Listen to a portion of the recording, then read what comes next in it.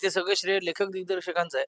म्हणजे आता थांबायचं नाही म्हटलं तो बाप तो त्यांनी डिझाइन केला मिशीमध्ये किंवा उस्मान खिल्लारी तो तर हार्डकोर क्रूरच हो, माणूस आहे तो. हो. त्यामुळे तो तर म्हणजे तो बघतच नाही लहान पोरं का काय, तो जाळून टाकतो. ह्या लेव्हलचा होतं. ते आणि इथला जो गोपाळ आहे, तो ह्या आयडेंटिटीने त्या देशात राहतोय. त्याची एक थॉट प्रोसेस तो असा का राहतो सिनेमात कळेल तुला.